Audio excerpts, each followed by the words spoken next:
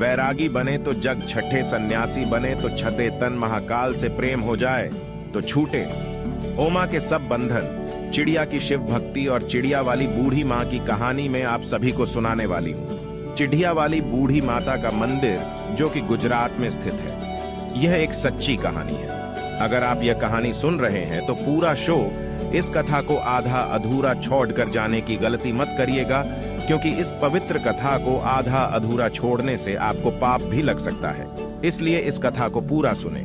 आप शिव भक्त हैं तो भोले लाश का अनादर न करें। विश्व प्रसिद्ध बनारस के विश्वनाथ मंदिर काशी विश्वनाथ का दर्शन कराते हुए हम इस कहानी को महादेव से मत मांगो प्रधान तर्ज पर फल की कामना शुरू करते हैं।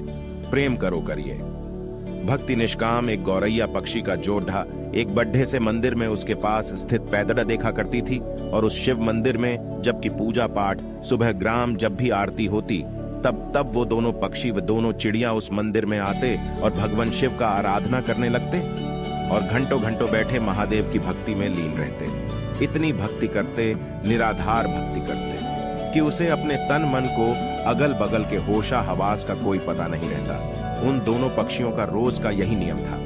सुबह शाम जब भी मंदिर में घंटी बजती, आरती होती, तब ये पक्षी उस मंदिर में पहुंच जाते और भगवान शिव का आराधना करने लगने। उसके बाद अपने बच्चों के लिए और अपने लिए चारा पानी का व्यवस्था करती। उन दोनों पंछियों का, दोनों चिड्डियों का यही रोज का नियम था। और उसी मंदिर के बगल में थोड़ी दूर पर एक बूढ़ी माँ का घर था। उस बूढ़ी माँ का कोई संतान नहीं था। उनके आगे पीछे देख रेख करने वाला उनका कोई नहीं था।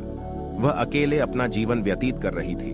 और खरस बड़ी माँ को पक्षियों के प्रति बड़ा लगाव था और वीडियो को पक्षियों को बहुत प्रेम किया करती थी। उनके लिए रोज नित्य प्रति अपने घर की छत पर पानी, दाना या सब चीजें डाला करती थी। उस बूढ़ी माँ का यही काम रोज का था और वे दोनों चिड़ियां उस बूढ़ी माँ के छत पर आते और आसानी से दाना चुगने खाते थे और उसमें से कुछ अपने बच्चों के लिए अपने साथ ले जाते। इसी तरह उनका जीवन व्यतीत हो रहा था।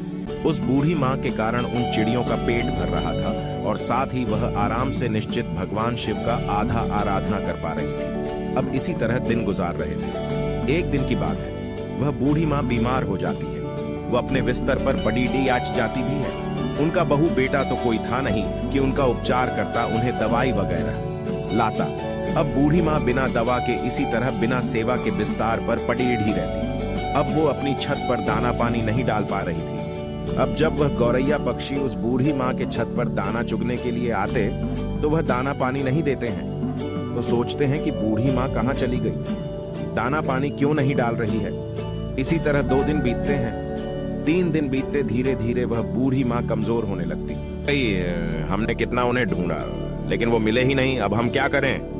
उस गौरैया का पति करना है कि प्रिय, हमने हर जगह बूढ़ी माँ का तलाश कर दिया, बूढ़ी माँ कहीं नहीं मिली। एक जगह हमने उन्हें जही देखा, उनके खुद के घर में। हमें उनके खुद के घर में जाकर देखना चाहिए, शायद वो बीमार तो नहीं। अब यह कहने के बाद वह गौरैया पंछी बूढ़ी माँ के घर चले जाते हैं और जब अंदर जाकर देखते हैं तो बूढ़ी माँ अपने बिस्तर पर लेटी है। उनके शरीर में कोई हलचल नहीं, उनके चेहरे, उनके बदन पर मक्खियां भिन भिना रही थी।